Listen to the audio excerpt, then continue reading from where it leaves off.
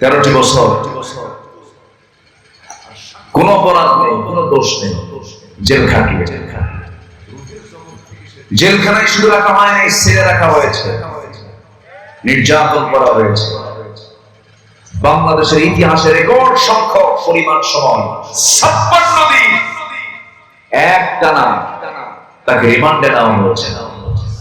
Hindu officer কর্তৃক থাপ্পড় মেরে তাকে চেয়ার থেকে ফেলে দেওয়া হয়েছে। এই কথাগুলো তার সন্তানদের কাছ থেকে আমার নিজ কানে শোনা।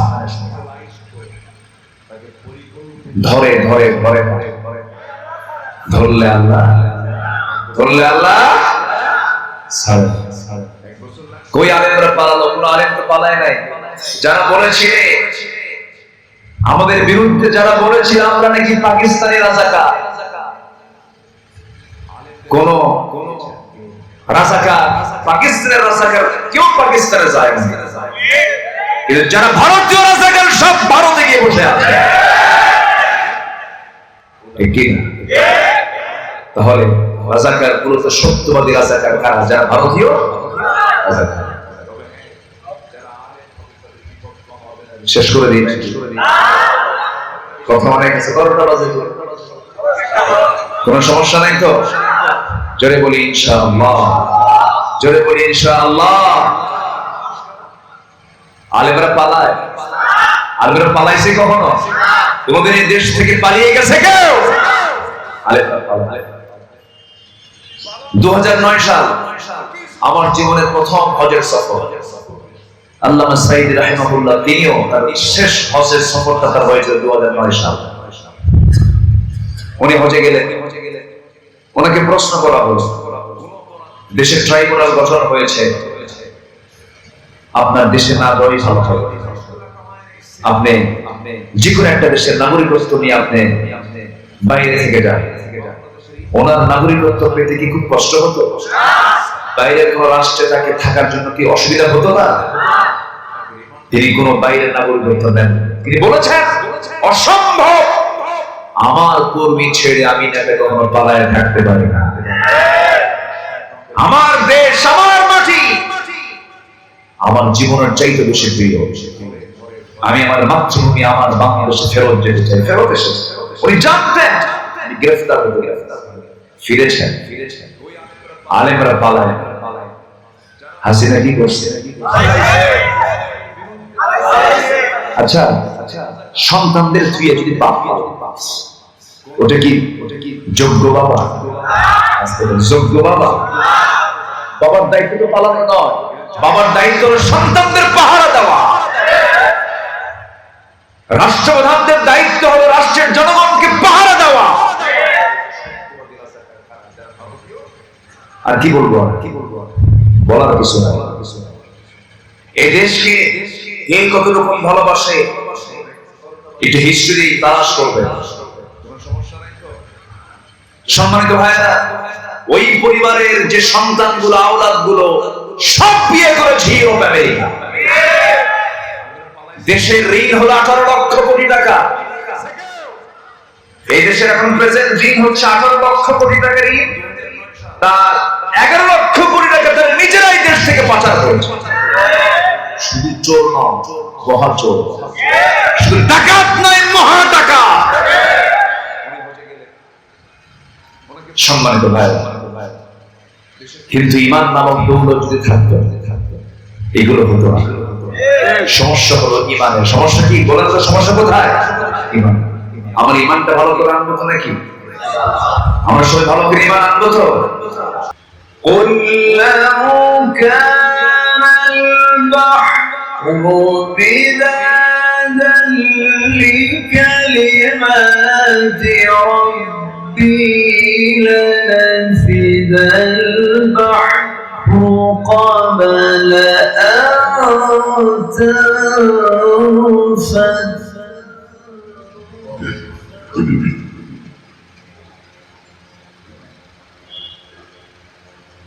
قبل أن تنفد كلمات ربي ولو جئنا بمثله مددا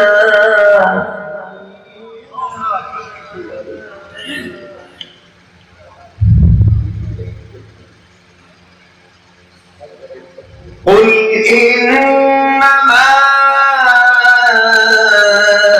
أنا بشر مثلكم يوحى إلي أنما إلهكم إله واحد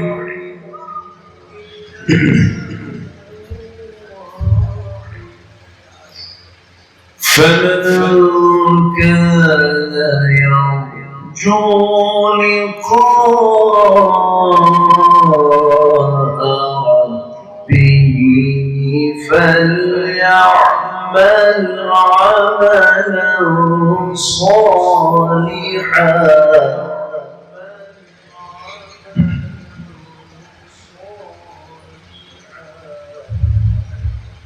فليعمل عملا صالحا ولا يشرك بعبادة ربه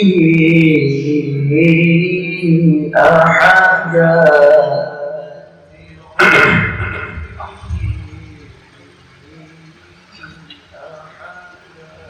الله أكبر بسم الله الرحمن الرحيم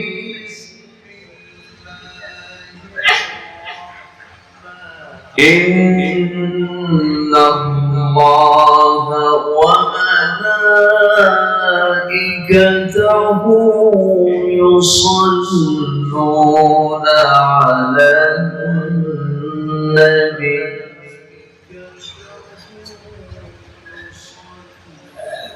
يا أيها الذين آمنوا صلوا عليه وسلموا تسليما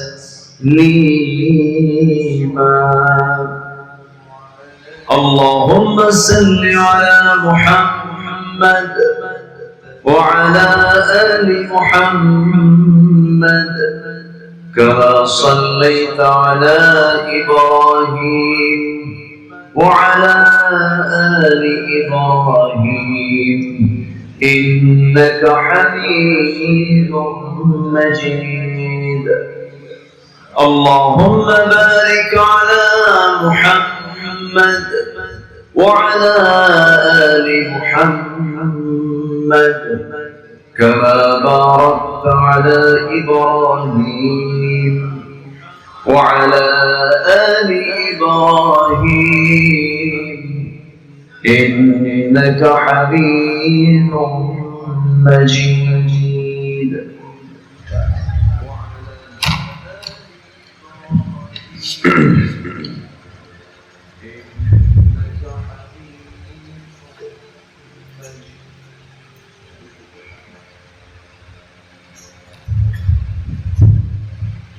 মোমেন শাহী জেলার ত্রিশাল উপজেলা রায়মণি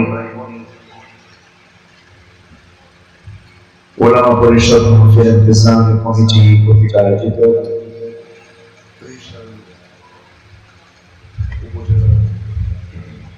রায়মণি গ্রামে নবীন প্রবীণ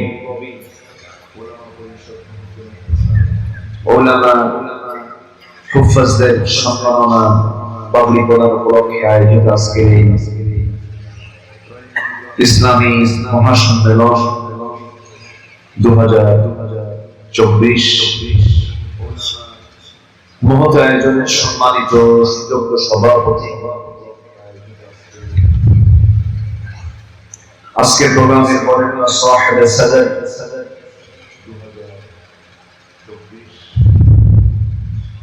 জনাব মুফতি মাওলানা হাফিজুল ইসলাম হাফিজাহুল্লাহ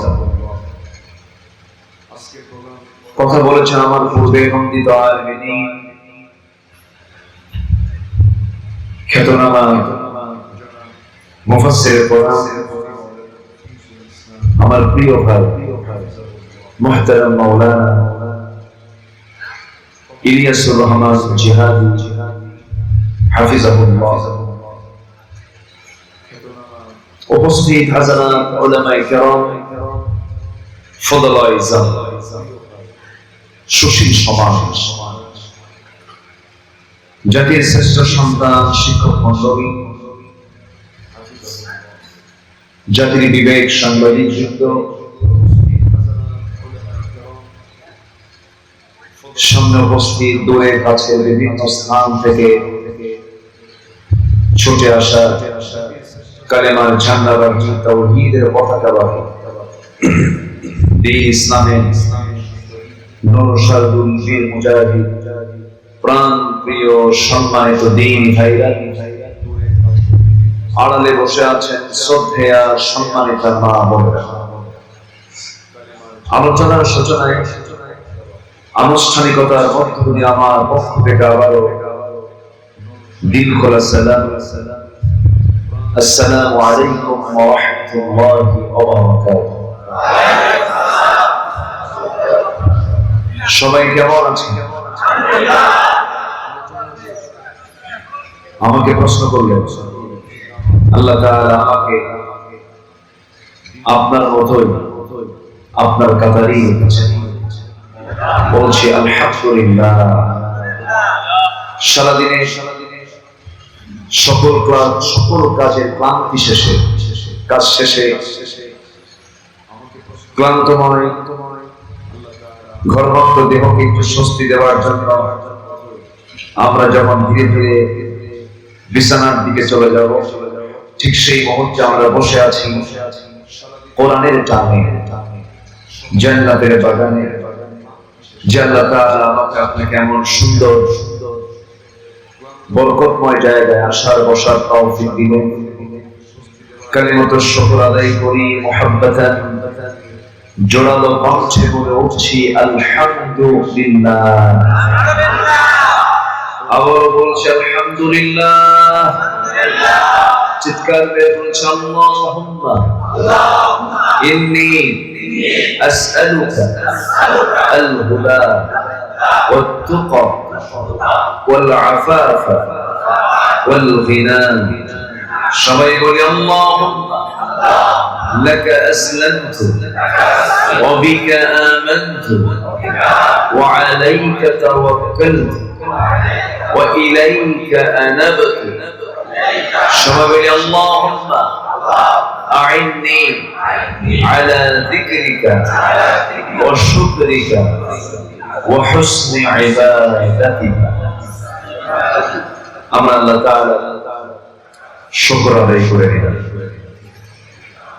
সম্মানিত হাজিরিন, আমার উঠতে একটু দেরি হলো, শেষ হতে যদি একটু দেরি হয় কষ্ট হবে? আমাকে সময় কি দিতে রাজি আছেন সবাই? কোনো সমস্যা নাই তো? আল্লাহ কবুল করুন, জোরে বলে আমিন।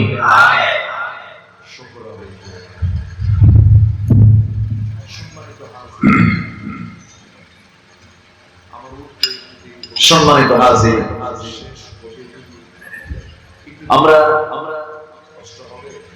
যে সময় এখানে একত্রিত হয়েছি,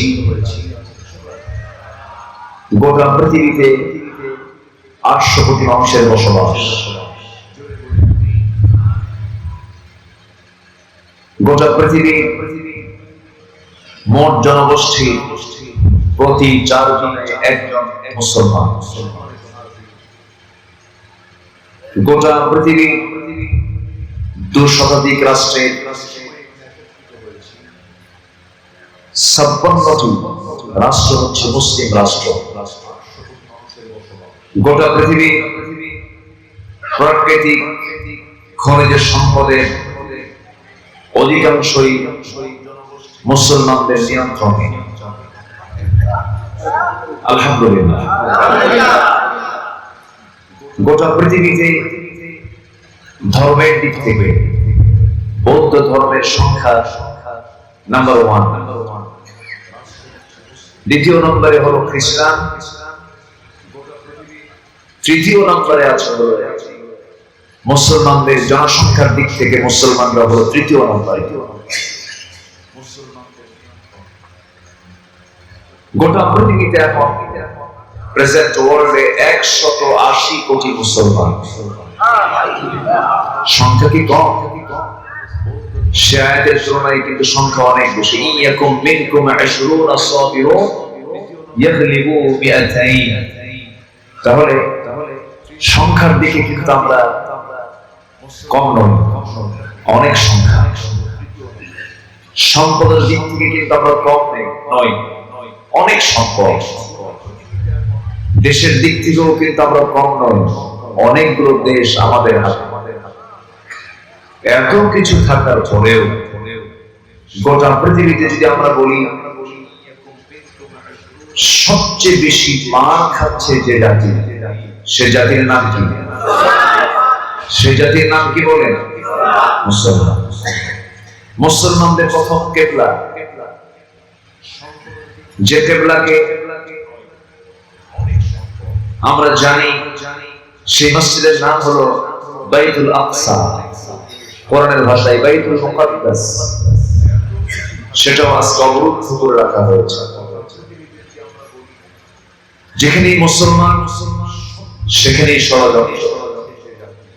তারই অংশ হিসাবে আমরা এমন একটি ভৌগোলিক অবস্থানে আমরা অবস্থান করছি।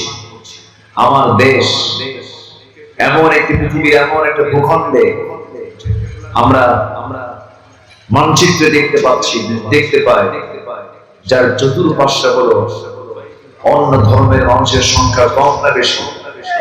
বেশি। অর্থাৎ যারা আল্লাহকে ছাড়া অন্য কাউকে সিজদা দেয় তাদেরকে বলা হয় হলো মুশরিক। মুশরিকদের চতুর্দিকে তারা আমাদেরকে ঘিরে রেখেছে, ঠিক মাঝখানে আমরা অবস্থান করছি। একটা দিক শুধু ফাঁকা আছে, সেটা হলো বঙ্গোপসাগর। ঠিক না? আচ্ছা, সম্মানিত ভাই, সম্মানিত বন্ধুগণ, আমি যদি বলি ভৌগোলিক দিক থেকে ফিলিস্তিনের মুসলমান যতটুকু না ঝুঁকিতে আছে, তার চাইতে বেশি ঝুঁকিতে আছে হলো বাংলাদেশের মুসলমান। ঠিক না? সম্মানিত বন্ধুগণ, ঠিক আমরা সেই সময় একত্রিত হয়েছি যে সময় স্বাধীনতা এই 53 বছরে আমরা যাদের দ্বারা বেশি আক্রান্ত ছিলাম, যে মুশরিকদের দ্বারা, আমরা 5 আগস্টের পর থেকে আমরা একটা স্বস্তির নিঃশ্বাস ফেলতে পারছি। ঠিক কিনা? স্বস্তির নিঃশ্বাস আমরা পাচ্ছি। জানি না এই হাওয়া কয়দিন থাকবে, তবে জুলুম শাহী টেকসই হতে পারে না। জুলুম টিকে না, জুলুম টেকসই হতে পারে না। ফেরাউনরাও পারে নাই, ফেরাউনদের নাতিপুতেরাও পারবে না। এটা আল্লাহর ফয়সালা। লাইসা হিজাব মাজলুমের মাঝে আর আল্লাহর মাঝে কোনো পর্দা থাকে না। লাইসা হিজাব, মাজলুম যা দোয়া করে সঙ্গে সঙ্গে তাই কবুল হয়ে যায়। সম্মানিত ভাইরা, ঠিক আমরা সেই সময় একত্রিত হয়েছি। কিছু কথা আমি খুব বেশি লম্বা সময় নেব না, কারণ মূলত আলোচনার সময়টা এটা নয়। আলোচনার সময় হলো 9টা থেকে 11টা। সেটা আমার ইলিয়াসুর রহমান ভাই করে ফেলেছে। আমি শেষে একটু ভাঙ্গাচোরা কিছু কথা আমি বলতে চাচ্ছি। আপনি যদি নড়াচড়া করেন, আপনি যদি ওঠা বসা করেন, তাহলে এটা ভাবতে হবে যে আমি নড়াচড়া করছি, মানে এখানে আমরা যারা বসেছি কেউ কি ইবাদতের বাইরে? কেউ কি ইবাদতের বাইরে? কোরআনকে সামনে নিয়ে এসেছি আমরা, ইবাদত মনে করে আমরা বলবো, জোরে বলি ইনশাআল্লাহ। কেউ নড়াচড়া করবো না। আমি আমার অভ্যাস অনুযায়ী যেখান থেকে তেলাওয়াত শুরু করেছি সেই তেলাওয়াতের দিকে, তেলাওয়াতকৃত আয়াতের দিকে আমি আস্তে আস্তে চলে যাচ্ছি। আজকে আমরা দিনটা পার করেছি, কি দিন? বলেন সবাই, জুমার দিন, জুমাবার। জুমাবারে একটা সূরা আমার রাসূল কখনো তেলাওয়াত করতে ছাড়তেন না, বলতেন না। বলুন তো সেই সূরাটার নাম কি? সূরাতুল কাহফ। সূরাতুল কাহফ তিনি পড়তেন, কারণ সূরাতুল কাহফ যদি কেউ শুক্রবারে পড়ে, আসমান থেকে জমিন পর্যন্ত ওই বান্দার জন্য আল্লাহ তাআলা নূর বিছায় দেন, এবং বড় বড় ফিতনা থেকে আল্লাহ তাআলা তাকে হেফাজত করেন। সম্মানিত ভাই, সেই সূরাতুল কাহফ অনেক বড় সূরা, তো আমি এক চোখে এক চান্সে শেষের দিকে চলে আসছি।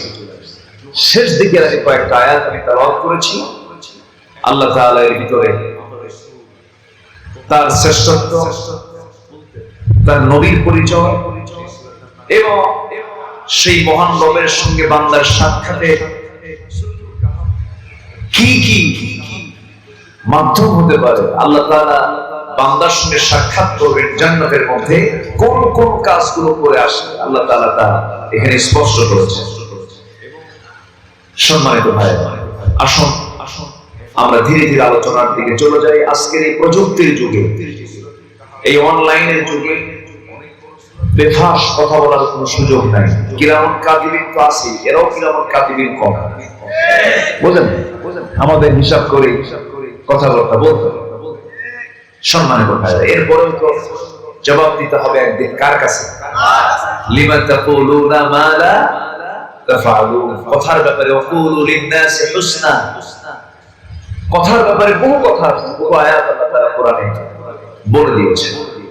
এখানে অনেক উলামা হযরত এখানে উপস্থিত আছেন, যাদের ছাত্র হতে পারলে আমি নিজেকে ধন্য মনে করতাম।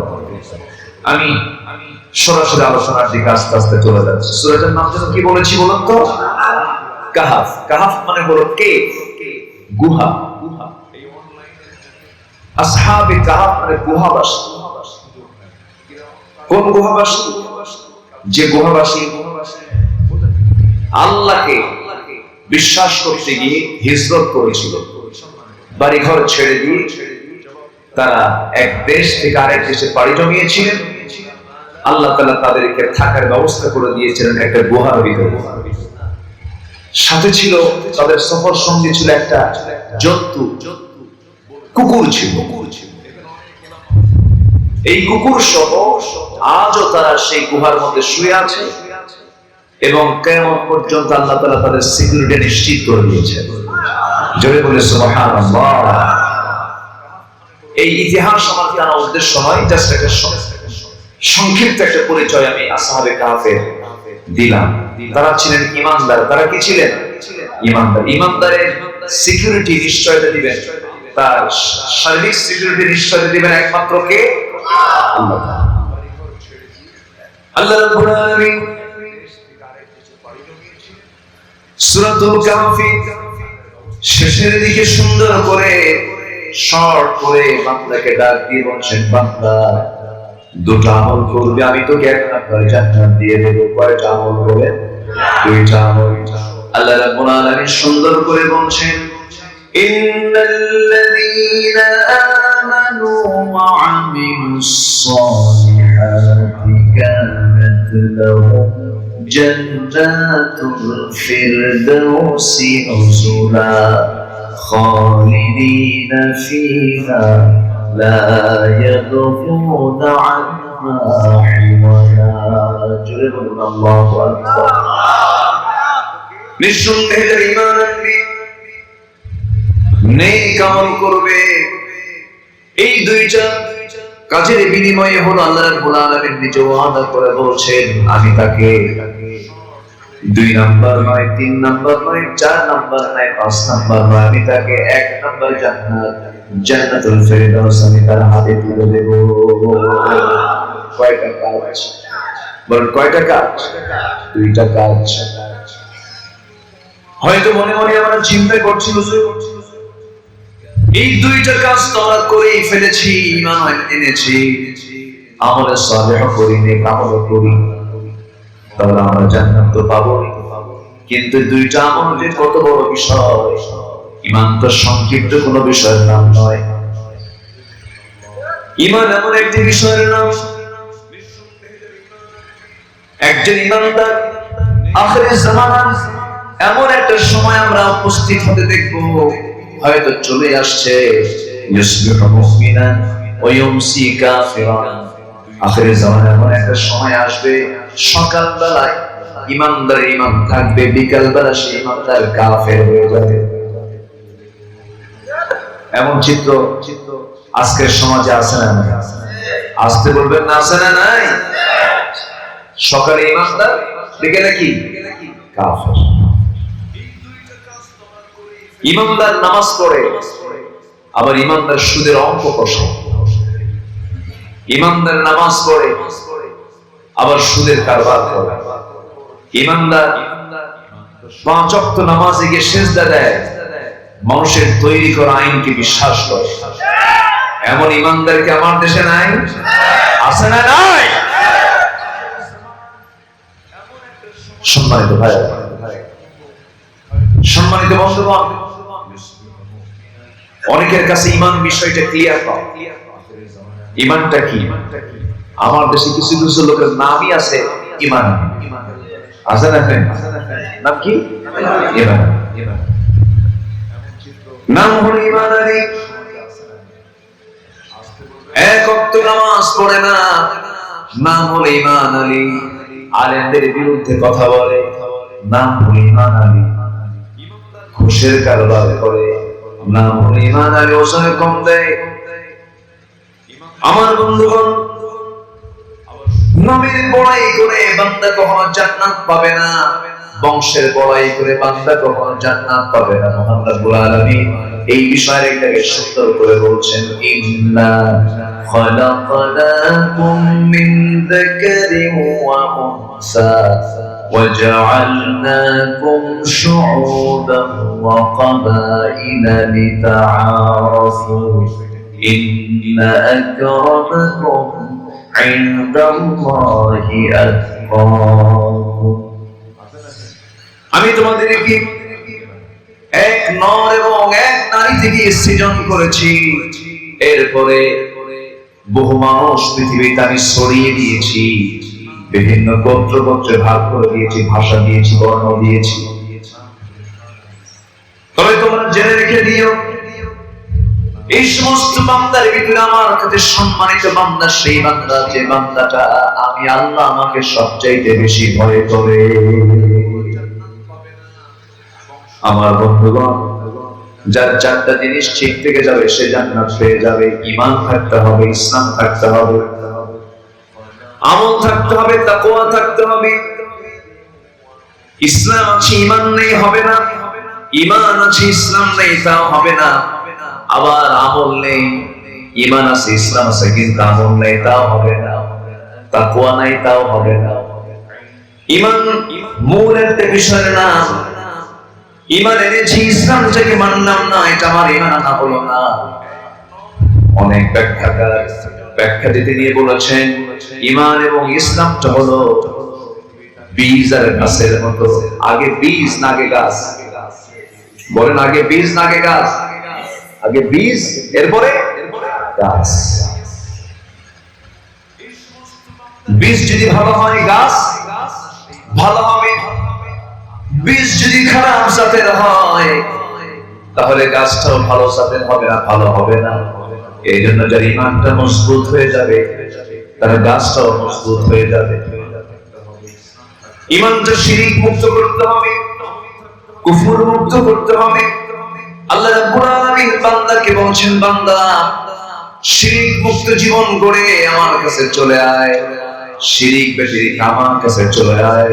আনানাস সানা, তোর গুনাহ আকাশ পরিমাণ চেয়ে গেছে।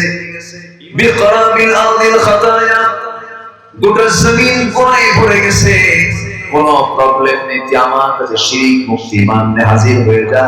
আমি তোর সমস্ত গুনাহগুলোকে মাফ করে দিয়ে জান্নাতের মেহমান আমি আল্লাহ বানায় দেব। তাহলে জান্নাত পাওয়ার জন্য একটি গুরুত্বপূর্ণ শর্ত হলো ঈমান আনতে হবে। শিরিক যুক্ত না শিরিক মুক্ত? শিরিক যুক্ত না শিরিক মুক্ত? শিরিক, ঈমান আনতে হবে। আমার কথাগুলো বুঝতে আপনাদের কষ্ট হচ্ছে মনে হয়। অনেক রাতে উঠেছি, সবাই ক্লান্ত শ্রান্ত, আবার একটা ক্লাস হয়ে গেছে। আর আমার ইলিয়াস ভাই একটু মজা করে কথা বলে, অন্যতম একটা শর্ত জান্নাত পেতে হলে ঈমান আনতে হবে। তবে ছিল হতে হবে কি মুক্ত ঈমান? শিরক মুক্ত ঈমান। আমার দেশে নামাজ পড়ে, রোজা রাখে, আবার আল্লাহর সঙ্গে শরীক স্থাপন করে এমন নামাজি আছে না? আসতে বলবেন না, আছে না? নাই? নির্দিষ্ট দিনে গিয়ে ফুলের মালা নিয়ে পুষ্পস্তবক অর্পণ করা হয়, খালি পায়ে নির্দিষ্ট দিনে গিয়ে নির্দিষ্ট জায়গায় পুষ্পস্তবক অর্পণ করা হয়, আছে না? নাই? আসতে বলবেন না, আছে না? নাই? কবর পূজা আছে কিনা? ব্যক্তি পূজা, মানুষ মানুষকে পূজা করে এমন দৃশ্য আমার দেশে আছে না? নাই? সম্মানিত ভাই, সম্মানিত বন্ধুগণ, পৃথিবীতে যদি কোন মানুষকে সেজদা দেওয়া যদি জায়েজ করে দিতেন আল্লাহ তাআলা, কোন কবরকে সামনে রেখে যদি সেজদাকে জায়েজ করে দেওয়া হতো, কোন কবরে ফুল দেওয়া যদি জায়েজ করে দেওয়া হতো, গোটা পৃথিবীর সকল ফুল গিয়ে জমা হতো আমার নবীর কবরে। এখানে অনেকেই গেছে, বলেন তো কেউ কি দেখেছেন অথবা শুনেছেন যে আমার নবীর মাকবারায় কবরে ফুল দিয়া ভরে তোলা হয়েছে? এরকম কি দেখেছেন, কেউ শুনেছেন? সেখানে একটা ফুল জমা হয়। আমার নবীজি তিনি যদি সেজদা গ্রহণ করতেন, সেজদা দেওয়ার অভাব ছিল, সেজদাও তিনি পেতেন। তিনি কারো কাছ থেকে সেজদা নিয়েছিলেন? আসতে বলে সেজদা গ্রহণ করেছেন? বরং জামাল নবীর সামনে কেউ দাঁড়িয়ে গিয়ে বললেন, তিনি বলে ফেলতেন, বসো, তুমিও মানুষ, আমিও মানুষ। যুবককে দেখলে রাসূল অস্থির হয়ে যেতেন, শিশুকে দেখলে অস্থির হয়ে যেতেন। আমার নবীজি নম্রতার মূর্ত প্রতীক ছিলেন, বিনম্রতার মূর্ত প্রতীক ছিলেন, সাধারণ জীবন ছিল তার। কোন আদর্শ তার ভিতরে অনুপস্থিত ছিল? এমন কোন দিক নাই যে গুণটা তার মধ্যে উপস্থিত ছিল না। জোরে বলি সুবহানাল্লাহ। আমার বন্ধুগণ, নবীজি কোন ব্যক্তিকে সেজদা দিতে দেন নাই, নিজেও সেজদা গ্রহণ করেন নাই, কোন কবর পূজাকে সমর্থন তিনি দেন নাই। তার কবরটা আজকে তার বড় প্রমাণ। আমার নবীজি জীবনে দুটো জায়গায় সবচেয়ে বেশি মার খেয়েছেন, রক্ত ঝরেছে দুই জায়গায় সবচাইতে বেশি। নাম্বার 1 হলো মক্কা জিন্দেগিতে, সেই সময় তায়েফে গিয়ে মার খেয়েছিলেন। নাম্বার 2 হলো নবী উহুদের ময়দানে মার খেয়েছিলেন। দিন প্রতিষ্ঠার সংগ্রাম করতে গিয়ে দান্দান মোবারক তিনি হারিয়ে ফেলেছেন। মাথার ভিতরে হেলমেটের লোহা চিকন ফলা ঢুকে পড়েছিল। উহুদের ময়দানে তার শরীর থেকে প্রচুর রক্তক্ষরণ হয়েছিল। তায়েফের ময়দানে কালিমার দাওয়াত দিতে গেছেন। তায়েফে রাসূলকে নাম চিনতে পেরে, বুঝতে পেরে পাথর মেরে রাসূলকে রক্তাক্ত করে ফেলেছিল। নবীজি মুখ থুবড়ে জমিনে পড়ে গেলেন। সেই জায়গা থেকে কোনো মতো প্রাণে বেঁচে সেই জায়গা থেকে একটা দৌড় মারলেন। 3টা দিন 3টা রাত না খাওয়া আমার বিশ্বনবী মক্কার দিকে ফিরে আসবেন। প্রচন্ড ক্ষুধার্ত, আর পারলেন না। 3টা দিন 3টা রাত না খাওয়া, মাথা চক্কর মেরে পড়ে গেলেন। ফেরার পথে একটা আঙ্গুরের বাগান পেলেন। আঙ্গুর বাগানের ভিতরে গিয়ে চিত হয়ে পড়ে থাকলেন। আঙ্গুর বাগান কেয়ারটেকার দূর থেকে দেখে কোনজন যুবক শুয়ে আছে। কাছাকাছি এসে দেখে এত সুন্দর চেহারার মানুষ জীবনে দেখি নাই। রাসূলকে দেখি বলতেছে, ও যুবক, তোমার শরীর থেকে যে পরিমাণ রক্তক্ষরণ হচ্ছে তুমি তো মরে যাবে। এই কথা চিন্তা করে ওই কেয়ারটেকারের মধ্যে একটা মহব্বত জেগে উঠলো, মায়া কাজ করলো, দয়া কাজ করলো। আঙ্গুর বাগান থেকে কয়েকটা আঙ্গুর হাতের মধ্যে পেড়ে নিয়া চিপে চিপে মোটে এক গ্লাস আঙ্গুরের রস তৈরি করে নবীর হাতে তুলে দিয়ে বলছে, যুবক তুমি এটা পান করো। নবীর হাত কাঁপতেছে, তিনটা রাত নবীর খাওয়া নাই। গ্লাসটা হাতের মধ্যে নিলে মুস্কি একটা হাসি মেরে 3 ঢোকে 3 আঙ্গুরের রসটা পান করলে আলহামদুলিল্লাহ বলে ওই যুবকটার দিকে তাকায় বললেন, যে যুবক রাসূল কোনোদিন দেখেন নাই, আবার সেই যুবক রাসূলকে কোনোদিন দেখে নাই। একটা অচেনা যুবকের দিকে তাকায় রাসূল বলে ফেললেন, ও যুবক তোমার নাম আব্বাস। যুবক আশ্চর্য হয়ে গেল, চেনা হলো না, দেখা হলো না, আমার নামটা জানলো কেমনে? আমার নবীজি মুস্কি মুস্কি হাসি মেরে বলছেন, আব্বাস তোমার গ্রামের বাড়ির নাম হলো নিনোয়া, নিনোয়া গ্রামে তোমার জন্ম।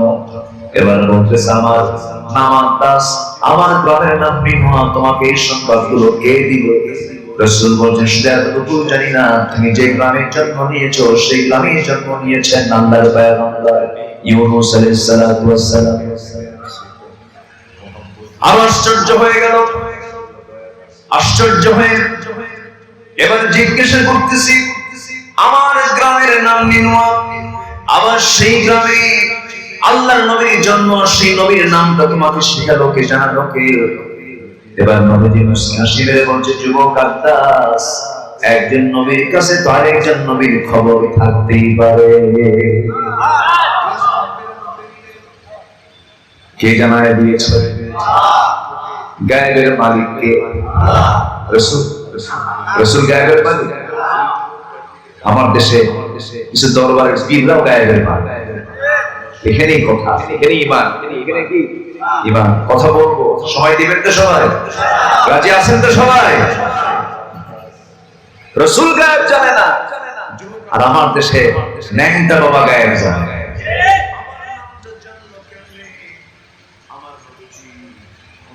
একটু কান লাগান, মনোযোগ দিয়ে কথাগুলো শুনুন। আমার নবীজি এই কথাটা যখন বলে ফেললেন আব্বাসে, বুঝতে দেরি হলো না। আব্বাস ছিল খ্রিস্টান, খ্রিস্টানি কায়দায় সিরাত ইবনে হিশামের মধ্যে এসেছে। আব্বাস বলল, খ্রিস্টানি কায়দায় দুটো হাত নিয়ে সোজা নবীর 2 কদমে লাগায়া দিল। 2 কদমে লাগায়া দিয়া সেজদা দিয়ে রাসূলকে ধন্য করবে, কিন্তু রাসূল সেই চান্সটা দিলেন না। আমার নবীজি চট করে সরে দাঁড়ালেন, 2টা হাত শক্ত করে ধরে যুবককে সোজা টেনে তুলে ধরে বুকের সঙ্গে বুক লাগায় দিলেন। জোরে বলে সুবহানাল্লাহ। আজকের কিছু দরবারে ভণ্ড চেয়ারে বসে থাকে, আর মুরিদরা পাশ আছে, পায়ে সেজদা দেয়। সময় এসেছে এখন ওই সমস্ত ভণ্ড দরবারগুলোকে সোজা করে ফেলা। ঠিক কি না? যেখানে শিরক, সেখানে আমাদের আন্দোলন চলবে, সেখানে আমাদের বিরোধিতা চলবে। কারণ শিরক আছে যেখানে, ঈমান নাই। শিরকের বিপরীত কাজ হলো কি করা? ঈমানের বিপরীত কাজ কি করা? শিরক করা। শিরক, যে মুশরিক সে ঈমানদার নয়, আর যে ঈমানদার সে কখনো মুশরিক। কষ্ট পাচ্ছেন নাকি? আলোচনা চালাই, জোরে বলি ইনশাআল্লাহ। আমার নবীজি বুকের সঙ্গে বুক লাগায় আব্বাসের বুঝতে দেরি হলো না। আব্বাস মনে মনে চিন্তা করি, এত বড় মহামানব, নাম তো আগে অনেক শুনেছি, আগের কিতাবে তার পরিচয়টা জানতে পেরেছি, কিন্তু এত যে বিনম্র আচরণ মানুষের তা আমার জানা ছিল না। দিলটা পড়ে গেছে। আমার নবীজি বুকের সঙ্গে বুক লাগায়া দিলেন, আর হাত লাগায়া দিয়া সঙ্গে সঙ্গে যুবকটা বলে ফেললো, আশহাদু আল্লা ইলাহা ইল্লাল্লাহু ওয়াহদাহু লা শারীকা লাহু وأشهد أن محمدا عبده ورسوله হিদায়াতের মালিক কে? আজকে বলুন হিদায়াতের মালিক কে? গায়েবের মালিক কে? রাসূল কি হেদায়েত দিতে পারবেন নাকি? যদি পারতেন নিজের আপন চাচাকে হেদায়েত দিতে পারতেন তিনি। রাসূল যদি গায়েব জানতেন ইফকের ঘটনা আর আসতো না। নবীজির নিজের স্ত্রী নবীজির ইচ্ছা আম্মা জান আয়েশাকে নিয়ে কত বড় ষড়যন্ত্র মুনাফিকরা করেছিল। তার সতীত্ব নিয়ে প্রশ্ন তুলেছিল।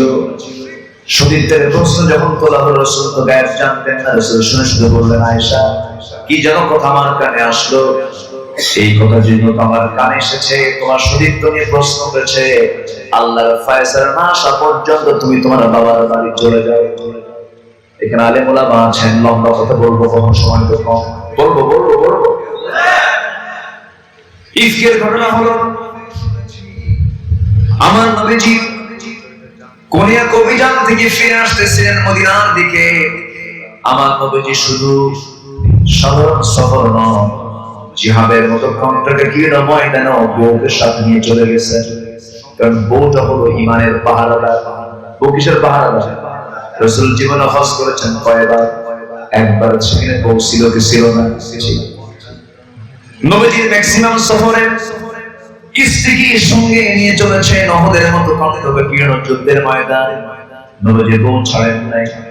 আমার নবীজি আম্মা জান আয়েশাকে সঙ্গে করে নিয়ে অভিযান থেকে যখন ফিরে আসতেছিলেন, আমার নবীজি সাহাবায়ে কেরামকে দায়িত্ব বন্টন করে দিয়েছিলেন। আম্মা জান আয়েশা একটা উটের পিঠে হাওদার মধ্যে ছিলেন। আমার নবীজির একজন সাহাবীকে ডাক দিয়ে দায়িত্ব দিয়ে দিলেন, শোনো সাহাবী, এই অভিযান থেকে মদিনা পর্যন্ত ফেরত যেতে হঠাৎ করে কেউ যদি পিছনে বাদ পড়ে যায়, বাদ পড়া আমার সাহাবীগুলোকে তুমি তোমার নিজ দায়িত্বে তুমি মদিনা পর্যন্ত পৌঁছায় দিবা। কিন্তু বাদ তো কেউ পড়ে নাই, বাদ পড়েছেন মিসেস মুহাম্মদ সাল্লাল্লাহু আলাইহি ওয়াসাল্লাম। আমার নবীজি মদিনা ফেরত হচ্ছেন, মদিনার দিকে ফিরে আসতেছেন। পথিমধ্যে প্রকৃতির চাপ চেপে বসলো। প্রকৃতির ডাকে সাড়া দেওয়ার জন্য আম্মা জান আয়েশা বলে ফেলেন, তোমরা আমার উটের পিঠ থেকে নামায় ফেলো। হাওদা থেকে তিনি নামলেন, পর্দার নিয়ম রক্ষা করলেন। ওই সময় পর্দার আয়াত নাযিল হয়ে গেছে। সেই পর্দার নিয়ম রক্ষা করে তিনি আড়ালে চলে গেলেন। শৌচ কার্য কমপ্লিট করলেন। শৌচ কার্য কমপ্লিট করে ফিরে আসবেন, ফিরে আসতে তার দেরি হয়ে গেল। এইদিকে ফেরত এসে দেখেন কেউ নাই, হাওদাও নাই, উটটাও নাই, তার দায়িত্বপ্রাপ্ত সাহাবীও নাই। অর্থাৎ যিনি দায়িত্বপ্রাপ্ত ছিলেন ওই পালকি যখন হাতের মধ্যে নিয়েছেন তার ওজনটা তো কম ছিল। ব্যাখ্যা এসেছে হাওদার মধ্যে থাকতেও যে ওজন, না থাকতেও সে ওজন টের পায় না। আম্মা জান আয়েশা বাদ পড়ে গেলেন, সব চলে গেছে। পরীক্ষার সম্মুখীন হয়ে গেলেন। আড়াল হলেন, পর্দার নিয়ম রক্ষা করে তিনি চাদর মুড়িতে বসে থাকলেন। দায়িত্বপ্রাপ্ত সাহাবী সাফওয়ান রাদিয়াল্লাহু তাআলা এসে দেখেন দূরে কোন মহিলা যেন চাদর মুড়িতে বসে আছে। কাছাকাছি গিয়ে লক্ষ্য করে দেখেন কেউ তো বাদ পড়ে নাই, আমার রাসূলের স্ত্রী বাদ পড়েছেন, উম্মুল মুমিনিন বাদ পড়েছেন। বললেন, আম্মা জান আপনার কোনো টেনশন নাই, কোনো চিন্তা নাই, রাসূল আমাকে দায়িত্ব দিয়েছে, আপনি নিশ্চিন্তে সতীত্ব নিয়ে আপনি মদিনায় ফিরবেন ইনশাআল্লাহ বলে তাকে সাহস দিলেন। ঘোড়ার পিঠে চড়ায় নিয়ে গোটা রাত্রি সফর করে আমার রাসূলের ঘরে সাহাবী রাসূলের ঘরে তার স্ত্রীকে পৌঁছায় দিলেন। এই কথাটা মদিনার মুনাফিকদের কানে যখন চলে গেছে, এটাকে বড় খাদ্য করে। মুনাফিকদের খাদ্য আছে না নাই বলে? আসতে বলেন না, আছে না নাই? মুনাফিকরা বড় একটা ইস্যু তৈরি করে ব্রেকিং নিউজ দিয়ে দিল, গোটা মদিনায় ছড়িয়ে দিল, ইহুদিদের দ্বারা ছড়িয়ে দিল। তোমরা কি জানো গত রাত্রিতে আয়েশা একজন পরপুরুষের সঙ্গে গোটা রাত ঘোড়ার পিঠে সফর করেছে, আয়েশার সতীত্ব শেষ হয়ে গেছে। এমন অভিযোগ দেওয়ার মতো লোক এখনো আছে না নাই? আলেমদের বিরুদ্ধে মামলা দিয়েছে ধর্ষণে, ঠিক কিনা? আলেমদের বিরুদ্ধে ধর্ষণের মামলা হয়েছে এই বাংলাদেশের কোর্টে। যারা মামলা দিয়েছে তারা আজকে কোথায়? কোথায় তোমরা? একটা মন্ত্রীর বিরুদ্ধে মামলা দেয় বলে ভ্যানিটি অ্যাক্সিডেন্ট, গরু চুরির মামলা দেয়। শয়তানকে আমিও মিথ্যা কথা বলি, কিন্তু এত মিথ্যা কথা আমিও পারি না। একজন আলেমের বিরুদ্ধে সাক্ষী দিয়েছে, ঘটনা ৭১, আর সাক্ষীর জন্ম হলো ৭৫। রুহের জগৎ থেকে সে দেখছে, ঠিক কিনা? ঠিক কিনা? 14 অগাস্ট 2023 সালে পরিকল্পিতভাবে আল্লামা সাইদি রাহিমাহুল্লাহকে কাশিমপুর কারাগার থেকে নাটকীয়ভাবে ষড়যন্ত্র করে সুস্থ মানুষকে হসপিটালাইজ করে তাকে পরিকল্পিতভাবে হত্যা করা হয়েছে। 1 বছর লাগে না, 1 বছর লাগছে। আলেমদের রক্ত বড় বিষাক্ত, আলেমদের রক্ত নিয়ে হোলি খেলবা না। আলেমদের সম্মান দিয়েছেন কে? আসতে বলবে না কে?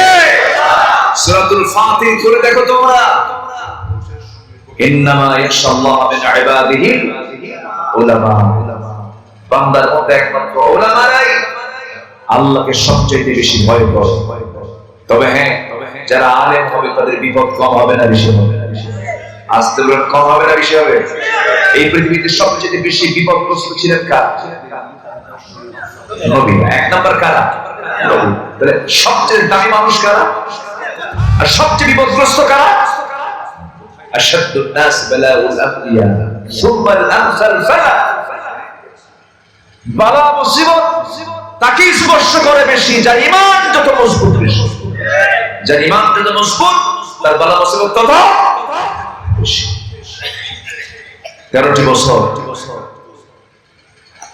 কোন অপরাধ নেই, কোন দোষ নেই, জেল খাটিয়ে।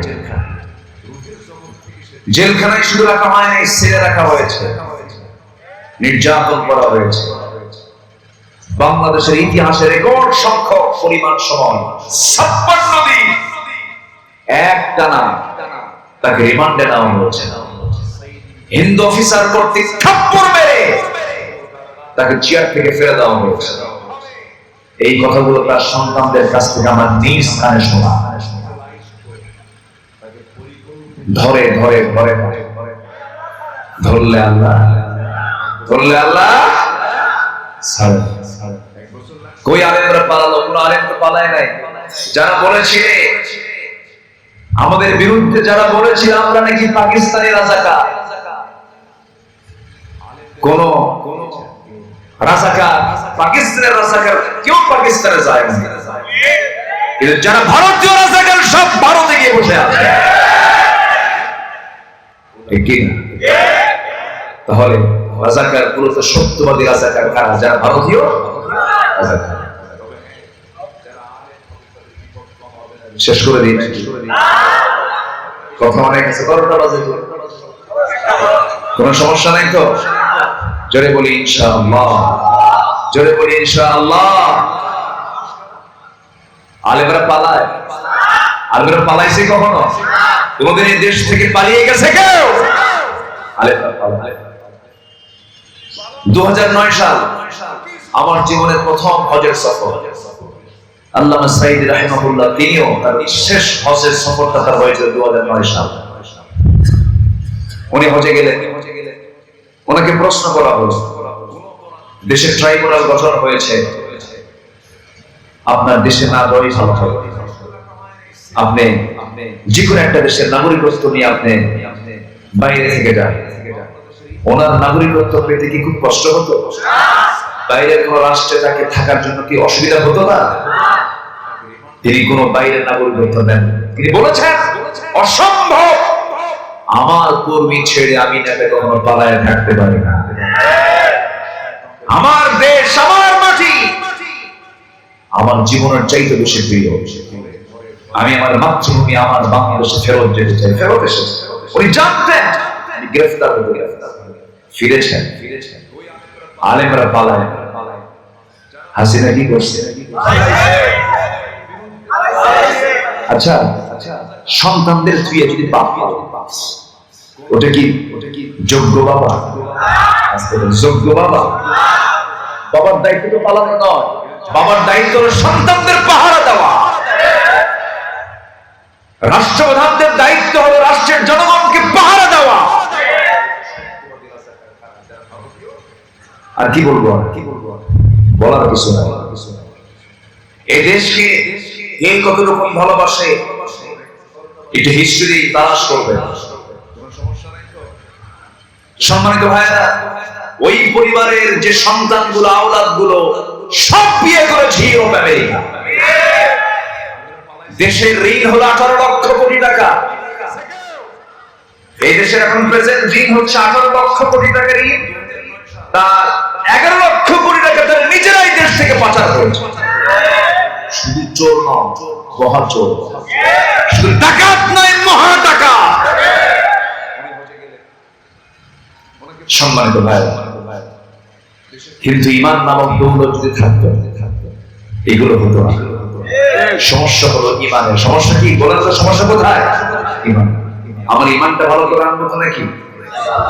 আমরা সবাই ভালো করে ঈমান আনবো তো? ঈমানদার কি ওজনে কম দেয়? ঈমানদার কি বনের সম্পত্তি মেরে খায়? মমের সিংহে বনের সম্পত্তি মেরে খাওয়া ভাই তো নাই। হ্যাঁ, বনের সম্পত্তি দিতে চায় প্রায় বলো। আমাদের মঞ্চ প্রায় প্রশ্ন আসে, হুজুর আমার ভাই হাসি কিন্তু সম্পত্তি বুঝে দেয়। এরকম হাসি তো আবার বলতে গেলে আবার প্যাস লাগে কিনা। আমি কি ওইদিকে যাবো? বলবো, সব কথা বলবো। জোরে বলি ইনশাআল্লাহ। সম্মানিত ভাই, ঈমানদার কখনো ওজনে কম দেবে না, বান্দার হক নষ্ট করবে না। আমার যদি 4টা কাজ ঠিক থাকে আমি জান্নাত পেয়ে যাবো। একটা ঈমান, একটা কি? একটা ঈমান। এক নাম্বার কি? নাম্বার 2 হচ্ছে ইসলাম। নাম্বার 2 কি? ইসলাম। নাম্বার 3 হচ্ছে তাকওয়া, আমল। নাম্বার 3 কি? আমল। নাম্বার 4 হচ্ছে তাকওয়া। নাম্বার 4 কি? তাকওয়া। নাম্বার 3 হচ্ছে আমল। আমলটা কি? আমল হচ্ছে সকল হককে রক্ষা করা। সকল হককে রক্ষা। যেরকম নামাজ কার হক? জোরে বলেন ভাই।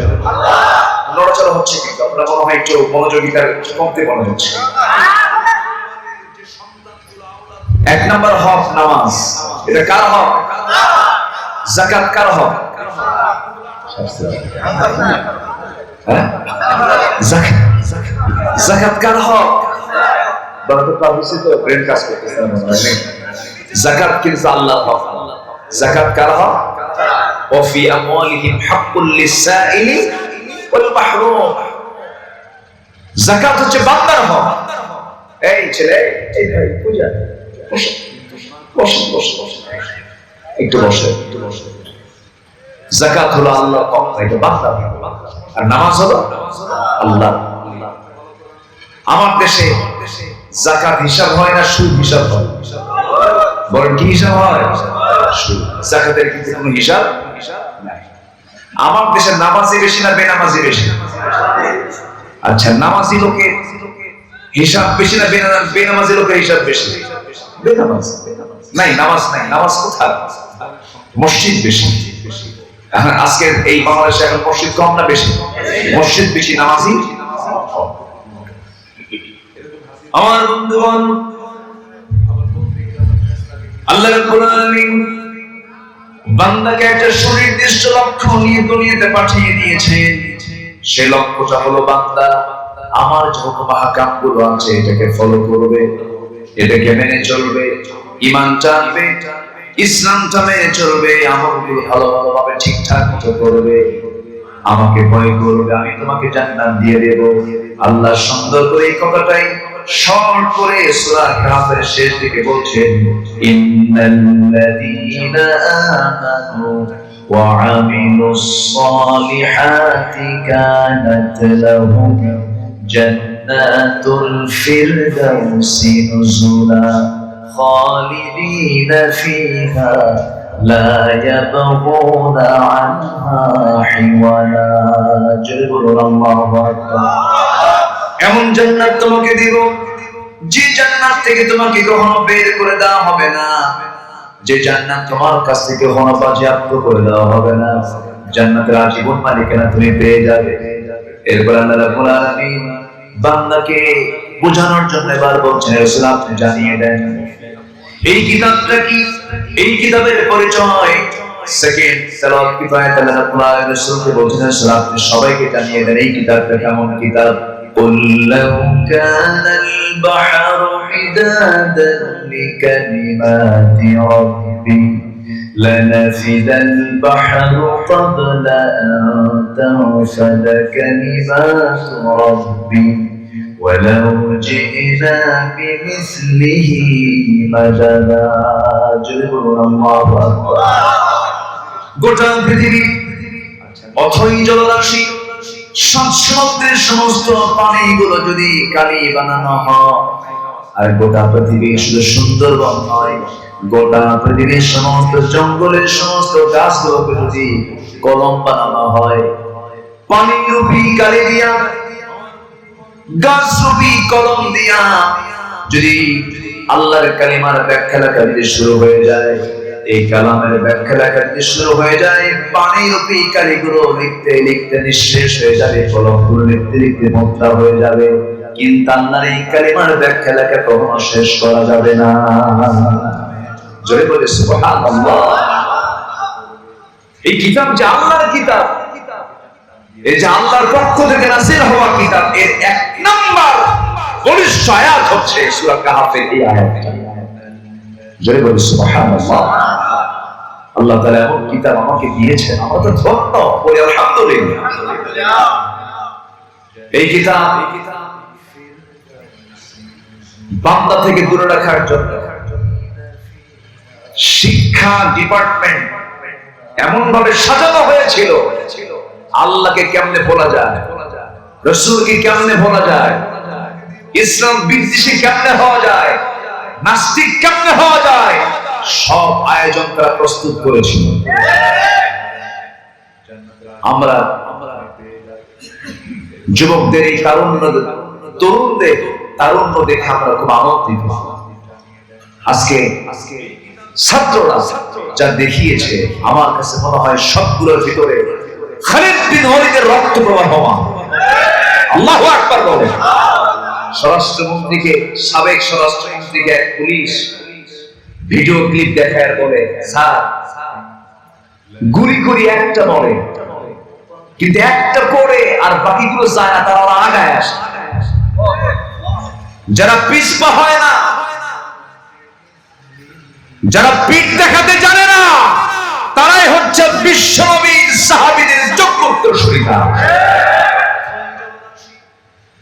আমরা নতুন করে দেশ সাজাতে চাই, সাজাবো আমরা কি দিয়ে বলেন? সাজানোর জন্য সাত সমুদ্র সাজিয়েছেন কে? পাহাড় নদীনালা খাল-বিল সাজিয়েছেন কে? এই দেশকে সাজানোর জন্য, এই জমিনকে সাজানোর জন্য, এই মানুষকে সুন্দর করে বসবাসের জন্য, মানুষের সুন্দর জীবন উপহারের জন্য সাজানো কিতাব দিয়েছেন। এই কিতাব তিনিও কে? যারা এই কিতাব চায় না, তাদের ঈমান আছে না গেছে? তাদের ঈমান আছে না গেছে? এই কিতাবের সঙ্গে আমরা সম্পর্ক রাখবো। জোরে বলি ইনশাআল্লাহ, আর জোরে বলি ইনশাআল্লাহ। আমার বন্ধুগণ, দুটো আয়াতের ব্যাখ্যা হালকা দিলাম, আসুন আমরা শেষ নম্বর আয়াত 110 নম্বর আয়াত সূরা কাহফ। এবার রাসূলকে বলা হচ্ছে, রাসূল আপনার পরিচয় আপনি এবার দিন। প্রথমে আমরা পেলাম জান্নাত পাবো কেমন? জান্নাত পাবো দুই আমলে। কয় আমলে বলে? দুই আমলে। সেকেন্ড আয়াতে আমরা পেলাম এই কিতাবের পরিচয়। এই কিতাবটা ছোট না বড়? আসমান ছোট না বড়? শুধু বড়, অনেক বড়। এই কিতাবের ব্যাখ্যা লিখতে সমুদ্রের পানি দিয়েও হবে না। এত বড় কিতাব এটা, গোটা পৃথিবীর সব তথ্য যেখানে শেষ, সেখানে কোরআন তথ্য দেওয়া শুরু করবে। এমন একটা কিতাব আল্লাহর কালামে কোরআন। এই কোরআন আমরা শিখবো, যদি বলি ইনশাআল্লাহ। কোন আলিম আও মুতাআল্লিমান আও মুস্তামিআন, আলিম হও অথবা ছাত্র হও, অথবা ছাত্রের বাপ হও, অথবা তার শাগরিদ হও, ওয়ালা তাকুন খামসান ফাতাহলি, ৫ নাম্বার হইও না, ধ্বংস হয়ে যাবে। আলেমের সঙ্গে বসবাস করবেন, এটার একটা প্রাপ্তি আপনি আখিরাতে পেয়ে যাবেন। ইলমের সঙ্গে যার সম্পর্ক আছে, শয়তান তাকে কখনো ধোঁকা দিতে পারে না। কোরআনটা আমরা জানবো, শিখবো, বুঝবো। প্রথম হুকুম কিন্তু নামাজ নয়, প্রথম হুকুম কিন্তু রোজা নয়, প্রথম হুকুম কিন্তু অন্য কোন হুকুম নয়। প্রথম হুকুম হলো ইকরা, পড়ো। কারণ পড়লে পরে কাকে চিনবে তুমি? আজকে কাকে চিনবে তুমি? আমরা এখন যদি মরে যাই, আমরা কার কাছে চলে যাবো? এখনই মরে গেলাম, বউ আমাকে ভুলে যাবে, সন্তান আমাকে ভুলে যাবে, সম্পদ আমি রেখে যেতে বাধ্য হয়ে যাব।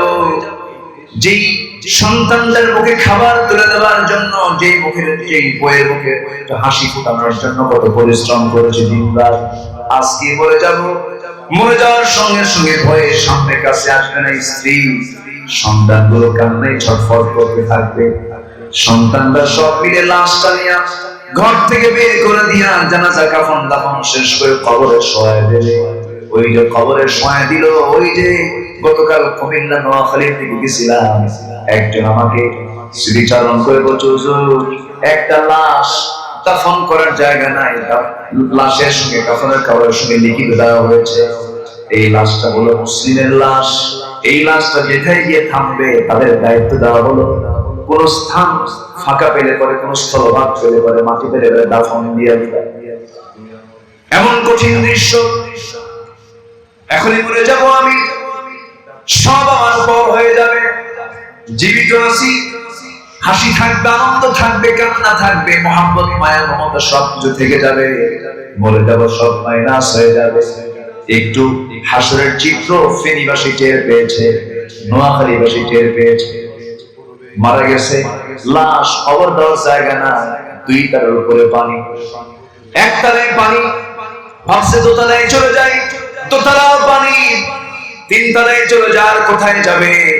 সেখান থেকে বারবার লাল পতাকা, লাল কাপড় আছে, হেলিকপ্টার গুলো সেখানে উদ্ধার তৎপরতা চালিয়ে তাদের উদ্ধার করার চেষ্টা করেছে। এর মাঝে বহু লাশ, বহু মানুষ লাশ হয়ে পানির সঙ্গে সব ভেসে ভেসে চলে যাচ্ছে, কবর পর্যন্ত যাওয়ার সুযোগ নেই।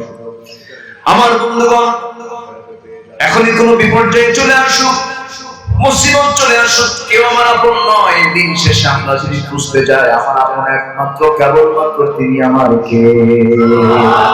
আরো জোরে বলেন, তিনি আমার কে? আল্লাহর সামনে আমাকে আপনাকে হাজির হতে হবে। আল্লাহর সামনে যদি আসামি হয়ে হাজির হয়ে যাই, বড় বিপদে পড়ে যাব, বড় মুসিবতে পড়ে যাব। এই জন্য আমার আপনার সবচেয়ে বড় পুঁজি হলো ঈমান। সবচেয়ে বড় পুঁজি কি? ঈমান। জান্নাত যাওয়ার জন্য 1 নাম্বার পুঁজি হলো ঈমান, নাম্বার 2 পুঁজি হলো আমলে সালেহ। এই 2টা পুঁজি যদি আমরা মজবুত করতে পারি, আল্লাহর সামনে আমরা দাঁড়াতে পারবো, সম্মানজনক অবস্থান আমরা পেয়ে যাব। আল্লাহর কালাম থেকে বেশি করে পড়বো। নাম্বার 3 হলো নবীর পরিচয়। প্রথম পাইছি হলো ইমানদারের পরিচয়, জান্নাতি বান্দার পরিচয়। মাঝখানে পাইরা হলো কিতাবের পরিচয়। এই সূরার শেষ নাম্বার আয়াতে তার পরিচয় পাবো বলো আমার নবীর পরিচয়। ওয়াজ কেবল শুনে কি করবো? চালাবো? আমি তো ভয় পাচ্ছি আবার ফজর যদি কাজা হয়। ফজর কাজা হবে না তো? ফজর এখানে পড়বে, এই তো বক্তা মেরে ফেলে টার্গেট করতেছে। জি আলহামদুলিল্লাহ, আমি চেয়েছিলাম একটু আগে উঠতে, একটু বিলম্ব হলো, সমস্যা নাই। আমি খুবই আনন্দিত, এত রাতে সবাই বসে আছে, বলি আলহামদুলিল্লাহ। এখন রাসূলকে বলা হচ্ছে, রাসূল আপনি আপনার পরিচয় দেন সবার সামনে, আপনি বলে দেন আপনি কে। এবার রাসূলকে কে বলে দিচ্ছেন? রাসূল আপনি বলুন, কুল, আপনি বলুন আপনি কে। এবার তিনি বলছেন আনা, আমি, ইন্নামা আনা, নিঃসন্দেহে আমি। অর্থাৎ রাসূল বলছেন আমি কে, তোমরা শোনো। আল্লাহ রাব্বুল আলামিন তাকে বললেন, কুল ইন্নামা আনা বাশারুম মিসলুকুম ইউহা ইলাইয়া আন্নামা ইলাহুকুম ইলাহুন ওয়াহিদ فمن كان يرجو لقاء ربه فليعمل عملا صالحا ولا يشرك بعبادة ربه أحدا جل الله হে রাসূল আপনি বলুন আপনার পরিচয়টা কি? আমার রাসূল নিজে বলছেন, হে আমার উপস্থিত আমার সাহাবীরা শোনো, আল্লাহ আয়াত নাযিল করে দিয়েছেন, আনা বাশারুম মিসলুকুম, আমি তোমাদের মতো মানুষ। তোমাদের দুইটা চোখ, আমার দুইটা চোখ, তোমাদের দুইটা কান, আমার দুইটা কান, তোমাদের দুইটা হাত, আমার দুইটা হাত। তোমরা যে পিতার ঔরসে জন্ম নিয়েছ, আমার পিতা ছিলেন, তার পিতার নাম কি বলে? আর জোরান, তার পিতার নাম কি? তার মার নাম কি? নবীর গায়ে চিমটি কাটলে পরে তিনি ব্যথা পেতেন, আমরাও চিমটি কাটলে ব্যথা পাই। আমার নবীজির শোক ছিল, আমার নবীজির আনন্দ ছিল, নবীজির দুঃখ ছিল। নবীজি আমাদের মতই মানুষ ছিলেন, কিন্তু আল্লাহ তাআলা তাকে শুধু বিশেষ একটা মর্যাদা দিয়েছেন, সেটা হলো সেই পরিচয় তাআলা রব্বুল আলামিন তাকে দিয়ে বলছেন, আপনি বলেন ইউহা ইলাইয়া আন্নামা ইলাহুকুম ইলাহুন ওয়াহিদ। শুধু পার্থক্য হলো আমার কাছে ওহী আসে, তোমাদের কাছে ওহী আসে না। আমার কাছে জিবরিল আমিন আসে, আমার কাছে ওহী নাযিল করে। আমি হলাম আল্লাহর নবী। আমি কি? আল্লাহর নবী। প্রথম পরিচয় হলো বান্দা, এরপরে তিনি আল্লাহর রাসূল।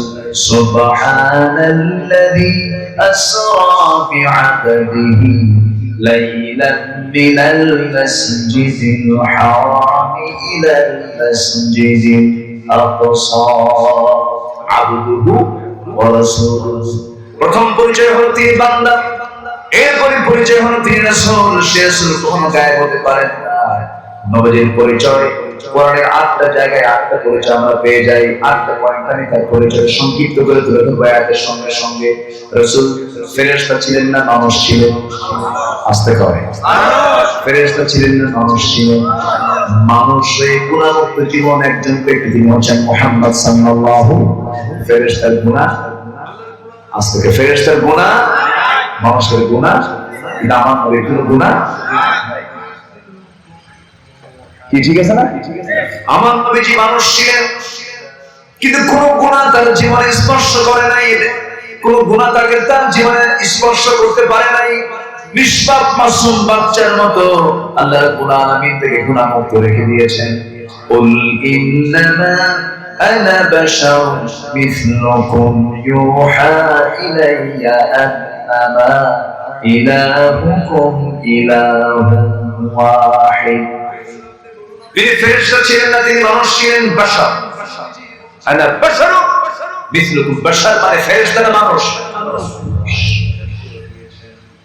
আল্লাহ রাব্বুল আলামিন তিনি যে ফেরেশতা নন এটাও ক্লিয়ার করেছেন সূরা আনআমের 50 নম্বর আয়াতে।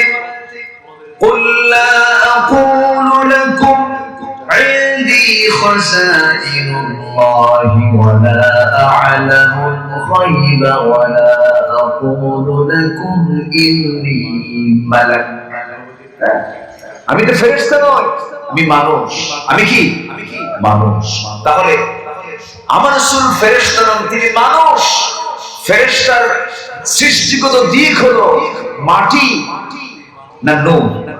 নূর। জিনের সৃষ্টিগত দিক হলো নূর, মাটি না আগুন? আর মানুষের সৃষ্টিগত দিক কি? মাটি। কার কথা? আজ করবে না কার কথা? তবে হ্যাঁ, আমি এই সমস্ত বিষয় নিয়ে বেশি গভীরে যেতে চাই, আমরা মারামারি চাই। নূর আর মাটি নিয়ে দ্বন্দ্ব লাগায় কেউ কাউর আমরা কাফের ফতোয়া না দিই। এগুলো আউটডোরের কোনো বিষয় নয়, এটা ইনডোরের কথা। আর এগুলো আমাদের কথা। এগুলোকে সামনে নিয়ে, নূর মাটিকে সামনে নিয়ে, 3 রাকাত 1 রাকাত বেতেরকে সামনে নিয়ে, হাত বাঁধা বুকে না নাভিতে, এটা নিয়ে বিভাজন সৃষ্টি করার সময় এখন নয়। আমি তো মনে করি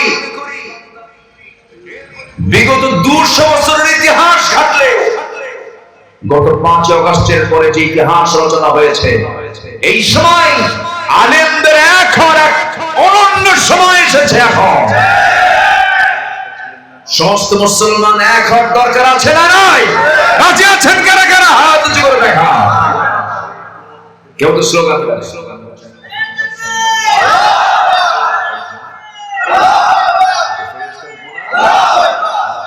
আল্লাহ তুমি সবার হাতকে কবুল করো, জোরে বলি আল্লাহুম্মা আমিন। এক মুফতি ফতোয়া দিয়েছে যে নাভিতে হাত বাঁধবে তার নামাজ হবে না। আরেকজন বলছে যে বুকে হাত বাঁধবে তার নামাজ হবে না। তার বুকেও হবে না, নাভিতেও হবে না, দুই জায়গায় হবে না। সলিমুদ্দিনে নামাজ পড়তে গিয়ে এখন চিন্তা করলো দুটোই তো হবে না, এখন হাতটা রাখি কই? আল্লাহু আকবার। হাত নিয়ে গেছে কোথায়? আপনার ফতুয়ায় যদি হাত কপালে পায় তাহলে সেই ফতুয়া মুসলিম সমাজের জন্য নিরাপদ না বিপদ? ইন্নামাল মুমিনুনা ইখওয়া ফাসলিহু বাইনা আখওয়াইকুম ওয়াত্তাকুল্লাহ। দেখেন আল্লাহ তাআলা কথা ওজন করে মুমিনরা ভাই ভাই ফাসলিহু ঠিকঠাক কর, ওয়াত্তাকুল্লাহ ঠিকঠাক করতে না আমারে ভয় করিস। গ্যাস লাগা কার কথা? কার কথা? আল্লাহ। ভ্রাতৃত্বের বন্ধন অটুট, ইসবাত কঠিন সিদ্ধান্ত নিয়ে ভ্রাতৃত্বকে মজবুত করে সম্প্রীতি তৈরি করে এদেশের কিছু নাস্তিক মুরতাদদের বিরুদ্ধে ঝাঁপিয়ে পড়তে হবে মুসলমান। সময় এসেছে, সজাগ থাকতে হবে। শত্রু কিন্তু এখনো উঁকি মারার চেষ্টা করছে। চতুর্দিক থেকে শকুনরা বিভিন্ন ধান্দায় আছে, কখন পরামর্শ খাবে ধান্দায় আছে। সুযোগ দেওয়া যাবে, পাহাড় দিতে হবে মুসলমানদেরকে। আল্লাহ কবুল করুন, জোরে বলে আমিন। আরো জোরে আমিন। সম্মানিত ভাইরা, নমরুদ কিন্তু জানতো না আমার মৃত্যু এমন ভাবে হবে, ন্যাংরা মশা আমার মাথার মধ্যে ঢুকবে, এটা নমরুদ জানতো না। ফেরাউন কিন্তু জানতো না, মৃত্যুর কয়েক মিনিট আগেও সে জানতো না যে এই দরিয়ায় আমাকে সুবায় মরতে হবে, আমি এখানে চুবে মারা যাবো। কিন্তু ফেরাউন জানতো না। আবার অন্যদিকে আল্লাহর পয়গম্বর মুসাও জানতেন না যে ফেরাউনকে এইভাবে দুনিয়া থেকে বিদায় হতে হবে, আল্লাহ তাআলা আমাকে এরকম বিজয় দিয়ে দিবেন। উনিও জানতেন না। সব ফয়সালা কার? আসতে বলবেন না কার? মুসা আলাইহিস সালাম সামনে দরিয়া, উনি ভাবলেন আমার আজকে কি উপায় হবে। বলতেছে আল্লাহ আমার তো উপায় নাই, সামনে দরিয়া, চতুর্দিকে ফেরাউনের বাহিনী। বিপদে পড়েছেন প্রথমে ফেরাউন না আল্লাহর নবী? বলেন কে কে? আল্লাহর নবী সবার আগে বিপদে পড়েছেন। বিপদে পড়ে সামনে দরিয়া দেখে দিতে হবে আল্লাহ, উপায় তো নাই। চতুর্দিকে ফেরাউন, সামনে দরিয়া, কি করবো? আল্লাহ বলে তোমার হাতে লাঠি নাই, মারো বাড়ি। বিসমিল্লাহ বলে মারলে একটা বাড়ি, বাড়ি মারলে এক বাড়ি দিয়া হবে না। আল্লাহ বলেন আরো মারো। 12টা বাড়ি মারলেন পানিতে। একটা রাস্তা নাই, বাইপাস রাস্তা আরো 11টা। মোট কয়টা হলো? মোট কয়টা হলো? পৃথিবীতে এক রাস্তায় যাওয়া যাবে এমন রাস্তা বাদে 11টা বাইপাস রাস্তা এখনো পৃথিবীতে নাই। ঠিক আছে না? এত রাস্তা তো লাগে না। কিন্তু আল্লাহ নবীর জন্য আল্লাহ তাআলা কয়টা রাস্তা দিলেন? 12 গোত্রের লোকেরা যেন 12টা রাস্তা দিয়ে যেতে পারে অনায়াসে, যেন কোনো জাম না লাগে। আজকে মাশাআল্লাহ আব্দুল্লাহপুর থেকে গাজীপুর চৌরাস্তা পর্যন্ত আমার 80 সময় লাগিয়েছে 3 ঘন্টা। কথা বলেন ভাই? আচ্ছা, পারবে। ফেরাউন তখনও জানে না যে আমাকে এই দরিয়ায় মরতে হবে। হামানকে ডাকতে বলে হামান উপায় তো নাই, শত্রু যদি হাতছাড়া হয় বড় বড় বিপদ, ঘুম হবে না, ওরে ধরতেই হবে। ফেরাউন এই কথা যখন বলে ফেলে হামান বলতেছে ফিরআউন ওয়া হামান। আল্লাহ তাআলা হামানের নাম তো উল্লেখ করেছেন কোরআনে, কারণ এটা আরো বড় দুষ্ট ছিল, এটা ছিল বুদ্ধি। আর ফেরাউন এই বুদ্ধিটা চালাতো। ফেরাউন ছিল হলো বডিওয়ালা। কিওয়ালা? বডিওয়ালা, মানে বুদ্ধি তেমন ছিল না। বডি ছিল ফেরাউনের আর বুদ্ধি ছিল কার? হামান। ওর বুদ্ধি আর এর বডি, এই দুটো মিলে চালাতো। এইজন্য আল্লাহ তাআলা দুটার নামই দিয়েছেন কোরআনে। হামান বলল ঠিক আছে, তাহলে কি করা যায়? সে ঘোড়া চালায় দিল দরিয়ায় ঘোড়া চালায় দিল। যে রাস্তা তৈরি হয়ে গেছে, আল্লাহ রাস্তা তৈরি বানা দিয়েছেন কাফেরের জন্য, ইমানদারের জন্য। এই এলেনটাও তাদের মধ্যে থেকে হেরে গেল। হামান করলো কি, আল্লাহর বানানো ইমানদারদের জন্য রাস্তায় সে ঘোড়া চালায়, ঘোড়া এপার থেকে ওপার গেল, ওপার থেকে এপার আসে, এসে বলতেছে বস রাস্তা ক্লিয়ার। রাস্তা কি ক্লিয়ার, কোনো সমস্যা নেই। কেন? আমি এক চক্কর দিয়ে এসেছি, ঘোড়া ওই পাশে নিয়ে গেছে, আবার আসছি, রাস্তায় কোনো সমস্যা নাই, একদম লাইট অন, আন্ডারগ্রাউন্ড, চতুর্দিকে পানি, গাছ দিয়ে এটা মুড়ানো, চুল পরিমাণ, সেখানে ঠান্ডাও লাগে না, গরমও লাগে না, সেটাও তো নিয়ন্ত্রিত রাস্তা, কোনো সমস্যা নাই, আপনি যেতে পারবেন, আমি চেক করে আসছি। ওর বাপের রাস্তা। যখন মরার সময় হয় টের পায় না, মাত্র 45 মিনিট সময় পেয়েছি, ঠিক কিনা? কয় মিনিট? গুনে গুনে 45 মিনিট। ফেরাউন টের পায় নাই। ফেরাউন বলল হামান চলো। হামান সামনে যায়, কিন্তু ফেরাউন পিছনে যায় 2 হাত আর পিছায় 3 হাত। ভাবে হামান কাম তো সারতেছি বলে না, কোনো চিন্তাই নেই।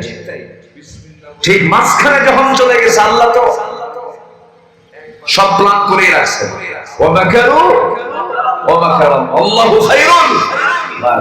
ঠিক মাঝখানে যখন চলে গেছে, আল্লাহ তাআলা পানির পানি, পানি কার কথা ঢুকতো, পানিকে অর্ডার দিল, ভেঙ্গে পড়ল। এখন বলতেছে মুসা আমার বাঁচা, নাম বলেন তো কি ইমান ঠিক আছে? মুসা বাঁচাবেন না আল্লাহ বাঁচাবেন? মুসা আমারে বাঁচা, বাঁচার জন্য কত চেষ্টা করলো। একটা দেশে আমরা লজ্জিত, একটা দেশের টপ ধনী, 1 নাম্বার ধনী দরবেশ, তার মাথার চুল আর দাড়ি এত সুন্দর, আমার মনে হয় কোন আলেম ওলামার চেহারা দেখেছি। মাথার চুল আর দাড়িতে কোথাও কোনো কালো নাই, সব সাদা ফরফর, মানে জিব্রাইল নাজিল, এত সুন্দর। এই লোকের এই চেহারা বিকৃত হবে, এটা মানুষ বিশ্বাস করার কথা। ও ভাবছে দেখি এটা ধোকা দেওয়ার চেষ্টা করলো। কি দাড়ি কাটলো, মাথার চুল সাদা, এটা কালো বানালো। মাথার চুল ছিল সাদা, কি বানালো? কালো। আবার দাড়ি ছিল সাদা, কি করে ফেলছে? কেটে ফেলছে। ভাবছে আমার চিন্তা, বন্ধুরে নিয়ে 2 জন নৌকা চড়ছে, গোটা রাত ঘুরছে, রাস্তা খুঁজে পায়। সকালবেলা ধরে ফেলছে যে দাড়ি নাই তো, আর কাটবে। প্রথমে তারে ধরছে, ধরার পরে যখন নিয়ে যাচ্ছে তখন বলছে আমার একা নিয়ে যাও কেন? ওই যে দরবেশ বসে আছে। কই দরবেশ? দরবেশের তো দাড়ি নাই, দাড়ি তো কাটছে, ওটাই দরবেশ। কি কথা কি বুঝতেছেন আপনারা? 7 দিন যেতে না যেতে আবার সিলেটে আরেক দরবেশ ধরে, এটা দাড়ি কেটে দরবেশ, ওটা দাড়ি থুইয়া দরবেশ। সম্মানিত ভাই, জিল্লতি, লাঞ্ছনা অবশ্যই আসবে যদি আলেমদের গায়ে হাত দেয়।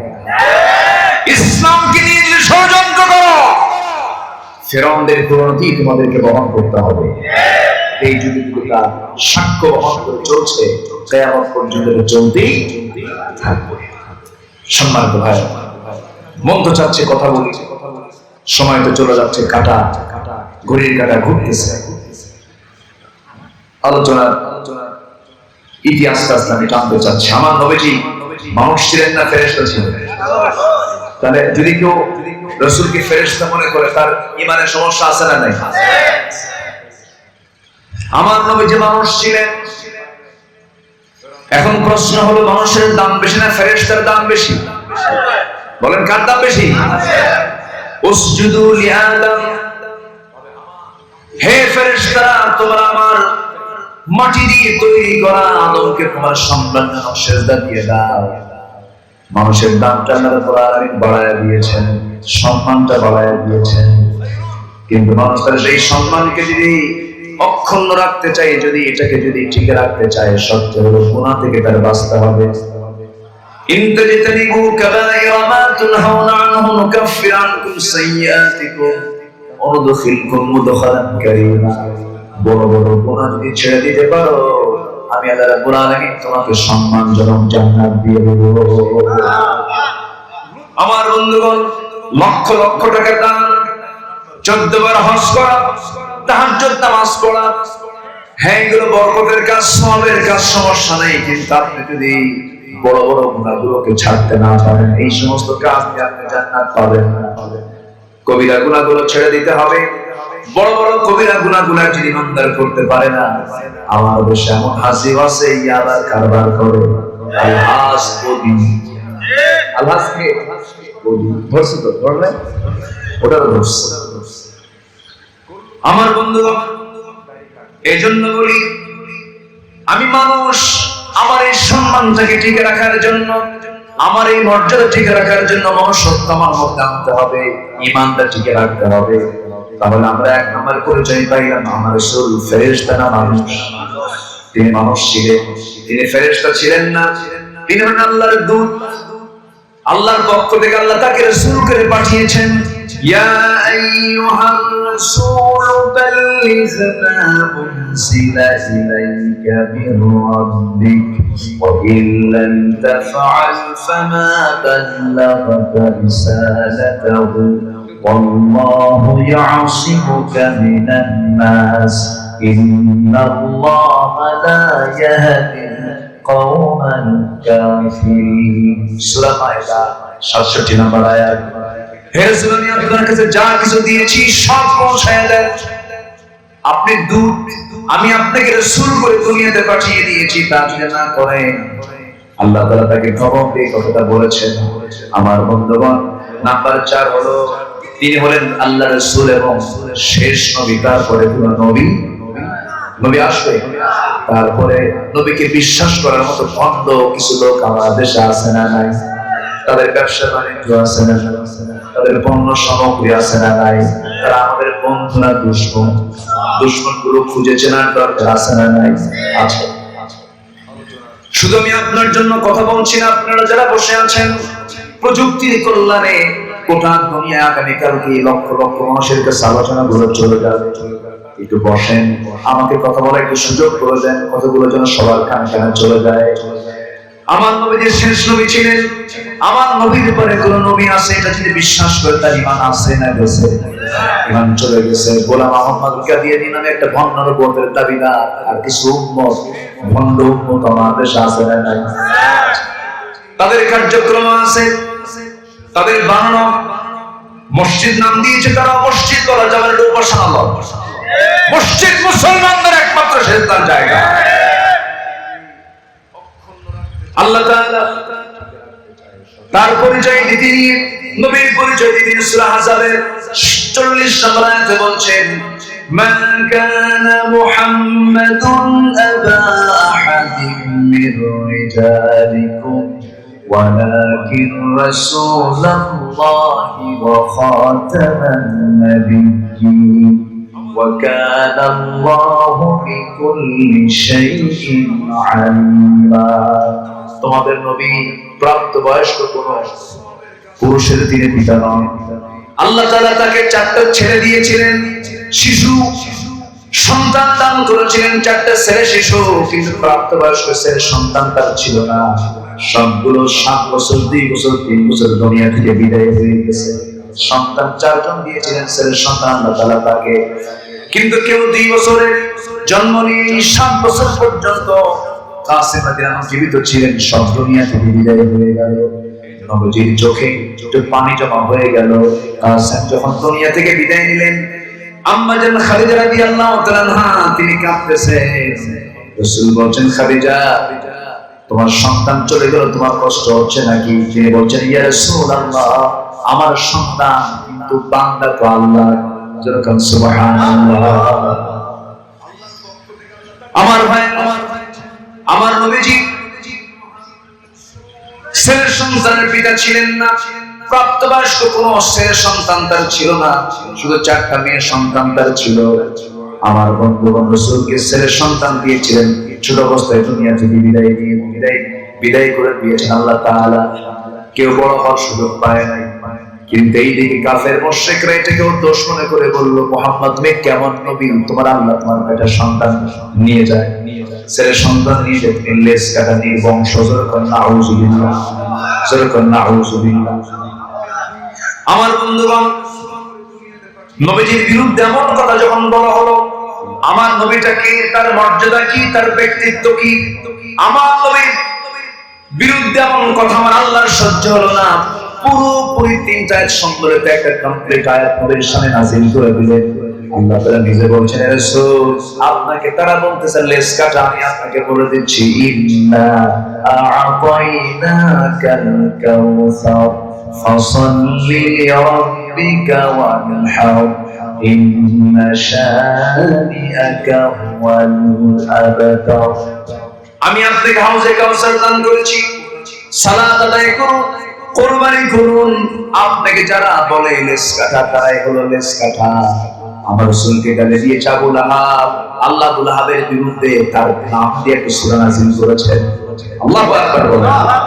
আমার রাসূলকে সবচেয়ে বেশি ভালোবাসেন তিনি আমার কে?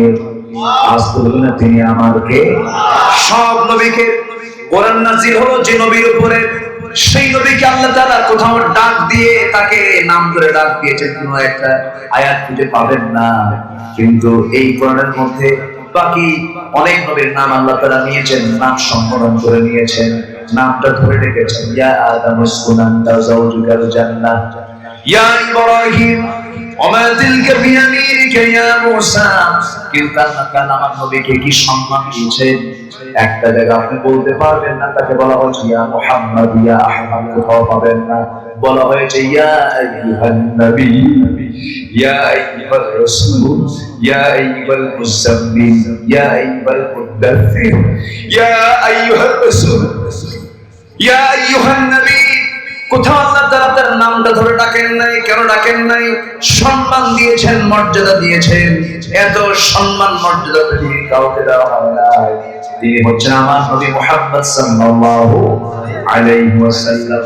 আমার নবী হচ্ছেন সর্বশেষ নবী, তিনি ছিলেন নিষ্পাপ মাসুম। আল্লাহ তার ব্যাপারে বলেছেন, আল্লাহ রাব্বুল আলামিন বলেন সূরা ফাতিহা প্রথম দিকে বলছেন, লিয়াগফিরা লাকাল্লাহু মা তাকাদ্দামা মিন যামবিকা ওয়া মা তাআখার। জোরে বলুন আল্লাহু আকবার। আবার আমার নবীর মাঝে কোনো রুবিয়াত নাই, তিনি কোনো রব নন, তিনি কোনো গায়েব জানতেন না। আল্লাহ রাব্বুল আলামিন তার রাসূলকে জানিয়ে দিয়েছেন, সাথে বলে দেন, কুল লা আমলিকু লিনাফসি ضرا ولا نفعا إلا ما شاء الله. جربوا الله أكبر. جربوا الله أكبر. নবীর জীবন, নবীর পরিচয় আমাদের সবার জানার দরকার আছে না নাই? আজকে বলে যাব কবরে প্রশ্ন হবে কয়টা, এবারে নবীর প্রশ্ন আছে না নাই? আবার চলে যাব আবার মিজানের কাছাকাছি, সেখানে নবীর দরকার আছে না নাই? হাউজে কাউসারের দরকার আছে না নাই? হাসরের দরকার আছে না নাই? সুপারিশের দরকার আছে না নাই?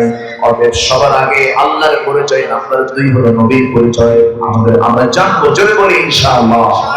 আল্লাহ কবুল করুন, আল্লাহ কবুল করুন, আল্লাহ কবুল করুন। ফজর নামাজ সবাই পড়বেন তো নাকি? ফজর পড়বেন কারা কারা? হাত তুলে দেখান।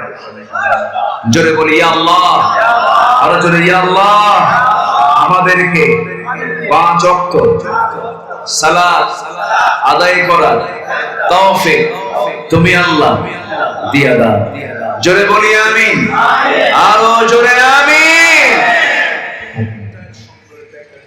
আলেম ওলামাদের গড়া সংগঠনের উদ্যোগে আজকের এই মাহফিল রায়মনি, রায়মনি জেলার নাম তো ময়মনসিংহ, সোনামণি যেন হয়ে যায়। আচ্ছা, আলহামদুলিল্লাহ। সবাই বসেন। আমি কোনো মতো, আমি তো খুব তাড়াহুড়ো করে শেষ করেছি, 3টা আয়াত করেছি, 3টা আয়াতের হালকা কিছু ব্যাখ্যা আমি বলার চেষ্টা করেছি। সম্মানিত ভাইরা, আলোচনা যখন শুনতে যাবেন কারো, আপনাকে আদর্শ শ্রোতা হতে হবে। আগে দেখবেন যে কোনো নির্দিষ্ট আয়াত আছে কিনা, নির্দিষ্ট হাদিস সামনে আছে কিনা। আলোচকের আলোচনা সুন্দর করার জন্য শ্রোতাদের সতর্ক হওয়ার দরকার আছে না নাই? শ্রোতা সতর্ক হলে আলোচক সতর্ক হয়ে যাবে। আল্লাহ তাআলা আমাদের আদর্শ শ্রোতা এবং আদর্শ বক্তা হওয়ার তৌফিক দান করুন। জোরে বলি আল্লাহ।